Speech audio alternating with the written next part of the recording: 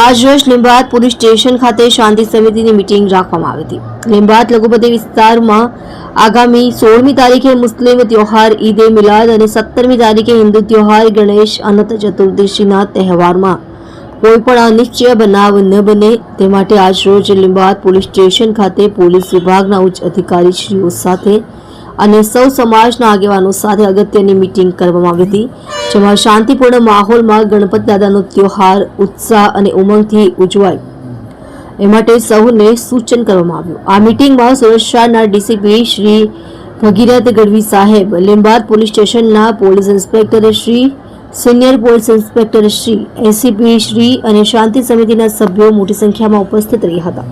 તમે જોઈ રહ્યા છો iZone news channel, reporter Ajmal Jadav સાથે। આપણા વિસ્તારમાં એક પણ બનાવ બનેલો નથી, એ આપણા માટે ગૌરવની વાત છે। દરેક કોમ સમજી ગઈ છે, દરેક કોમ આપણું કામ કરે છે।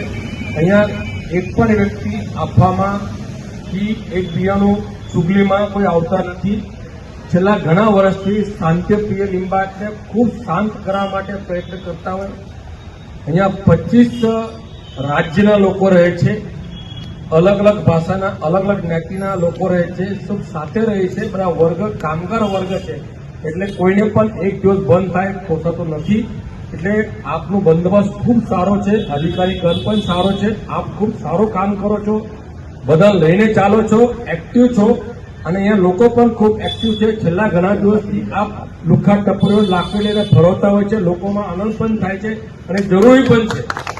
હું તમને ફરી વિનંતી કરું, આવા લુખ્ખા ટપોર જ્યાં મળે એ જ વિસ્તારમાં ધેરો દાડા ચપ્પલ દાડા મારે તો બહાર નીકળે નહીં। લગભગ 25 વર્ષ પહેલા અધિકારી એવો જ કરતા હતા, પોલીસ હાથે નહીં મારતા હતા, પણ ગલી મોહલ્લામાં મહિલાને તે મારો એટલે 5-25 મહિલાને ચપ્પલ મારે એટલે આ મોહલ્લામાં પગ જ નહીં મૂકે। આવું કરે તો વાંધો નથી, મારું એ સ્પેશિયલ સૂચન છે આપને। તો લુખ્ખા ટપોરીનો રસ્તો જ નથી, માર મારીને કાયદા પણ મારી નાખવા નથી, પણ એને શરમ હોય કે બેન કોઈ બી ભાઈ ચપ્પલ ઉચકે ને એને વધારે રાખતો નહીં, પણ એનું શરમ ઝુકે એને છોડી ભાગી ગઈ। સલાહ છે, સારું છે, એટલે વિનંતી છે આપણે કરજો।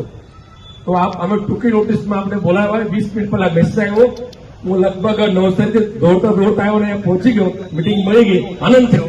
કેટલા લોકો જાગૃત છે।